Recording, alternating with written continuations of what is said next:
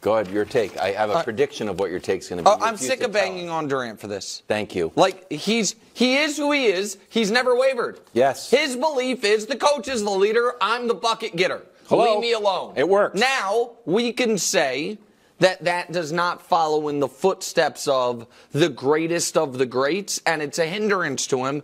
That's almost a separate discussion, but it's not like Durant is out here being like, I'm the best leader in basketball. Right. He has been who he is. But here's my other take. Who are leaders in the NBA? Who do we know? So I made a list, guys. LeBron, right? Giannis, Jimmy, unequivocally, leaders. So now I'm just going to go. That doesn't mean that's the whole list, but quick. Does Boston have a leader? Do the Cavs have a guy that we know is a better leader than Kevin Durant? Donovan's. He is? Based on what? I think you do. Based on what? And I would, but here's what I think Jason Tatum, look. Is a better leader than Durant? Yeah. Okay, well then you're not going to, because I was going to say. And Steph, definitely. So I thought Draymond was the leader.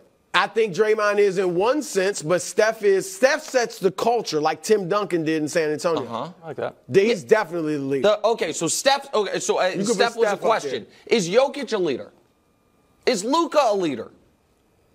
My point is this. I think Jalen Brunson. Jalen Brunson's a leader. Jalen Brunson's top definitely a tier. leader. So Dame is a leader.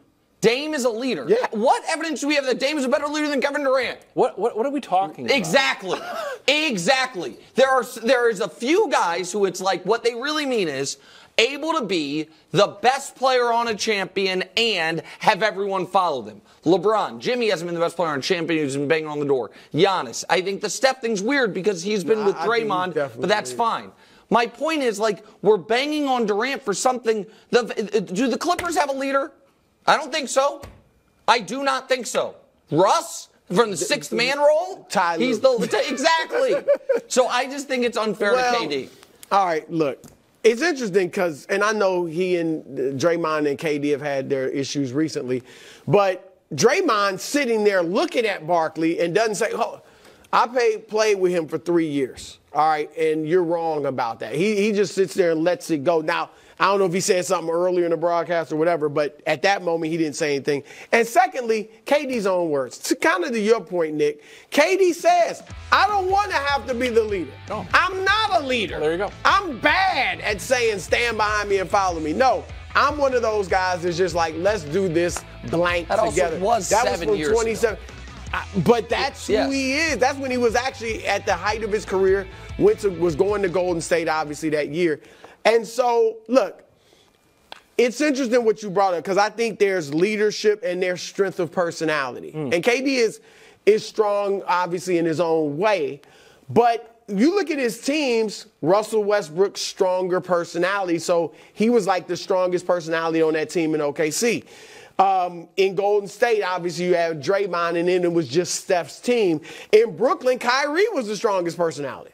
I mean, he really was. And that has been a hindrance to KD. But he's the strongest personality in Phoenix. I'm not sure. The question is Devin Booker a leader? And I'm not saying he's not. I don't know. But I don't think I think clearly, by KD's own mouth, he's not a leader, and it does hinder that team. And so Book's got to step up and be the leader if indeed it's in him. Okay. The guy's averaging 28 points.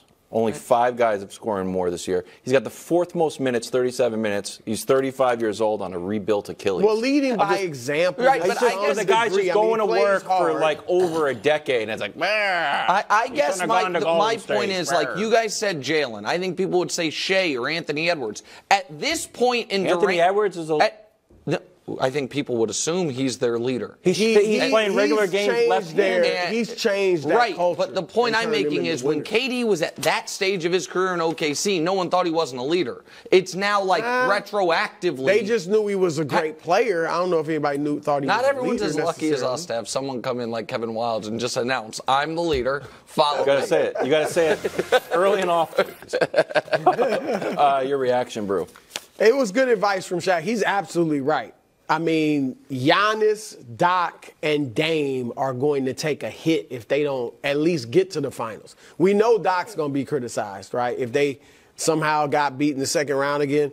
Dame will be criticized because Dame was like, he was safe in Portland. We knew they weren't good enough to win. Right. Nobody cared that he wasn't defending. He could just go out there and get 30 and everybody gives him love.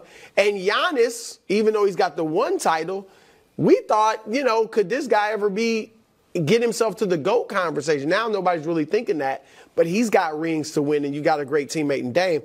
I think, though, one of their challenges there, I've said this about today's players.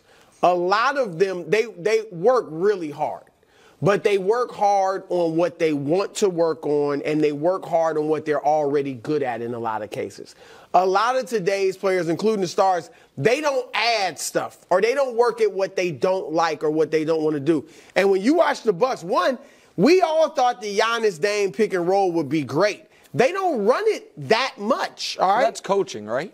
Some of it's coaching, some of it's Giannis has not been rolling as much sometimes to the basket, where obviously he could do damage. He pops even though he's not a shooter. So I think they need to, that's what I'm talking about with him, work on some of that interior scoring. He was interior scoring when he had 64. And Dame, what Shaq could have also said is, look, I know you've never really been a defender, but Dame, to win championships, you got to defend. Well, and I think Dame's got to buckle down. So he don't really want to defend. He got to buckle down on defense. Giannis doesn't really want to roll to the basket and stuff like that. He got to start doing that. They got to do, that's how they lead. Lead by example and have these guys watch you. Then you can cuss them out or whatever Shaq said you need to do. So, Wildes, I think the Bucks stock is too low right now. Oh. I mean, I think 9 months ago, you were bringing a live deer to the set because you believed in them that much before they got Dame. After they got Dame, I'm going to reveal something to the audience. One of the reasons we were like, you know what, we'll do our NBA picks once football's over. One of the reasons was we talked about it and we were like, I think we all like Milwaukee, and that's not you. We're obviously not going to pick someone we don't believe in, and it wasn't going to create a lot of intrigue if we all had the same team. So we said, let's wait and see. And now I know you would pick Denver, and I don't think you'd pick Milwaukee to be playing Denver. And I know you. I mean, my guess is Boston, Nets Clippers like usual, but not Milwaukee. No. And I think that ultimately. So you got Milwaukee. I think right now they are a valuable stock. I think right now they have been I think right now America believes in, for example, the Clippers way more than they believe in Milwaukee. Mm-hmm. I think right now, obviously, everyone believes in Boston more than they believe in Milwaukee, even though we haven't seen Boston do it. We have seen Giannis do it. Yeah.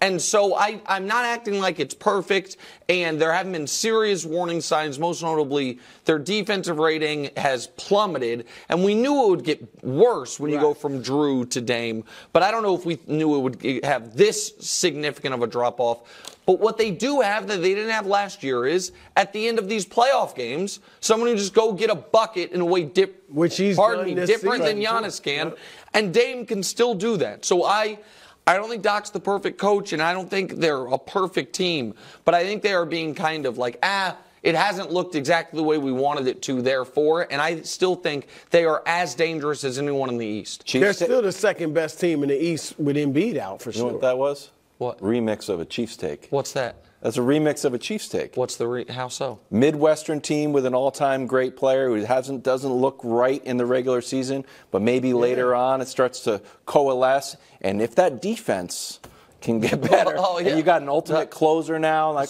I mean, it wasn't intentional, but as you're describing now the Bucks aren't the defending champs, and I don't think Giannis has earned the deference that Mahomes has. But I do think he might be the best player in the league. And Giannis. Yeah. And at worst, he is at worst third. Right. And you know what I mean? At worst, top three. And so I just think Milwaukee is, if we get Milwaukee-Boston in a playoff series, I think I'd pick Milwaukee. Do you think it's at all analogous, Brew, to like when Harden showed up at the Clippers and we were like, this doesn't work?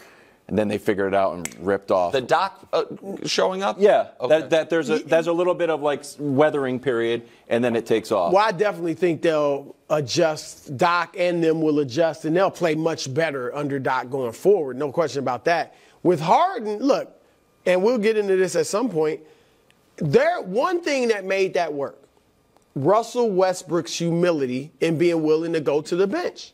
The problem, you guys know, I've always said Harden is a great point guard when he wants to be. He showed it in Brooklyn in the brief time they had with Kyrie and KD. They didn't have enough time. No, they were all hurt. I'm just saying. But he is a great point guard. Now he's doing it with PG and Kawhi and Russ coming off the bench. That was the problem. All four of them. The four of them can't be on the floor together. Thanks for watching. Subscribe here to get more from the show and to check out clips from other shows on FS1.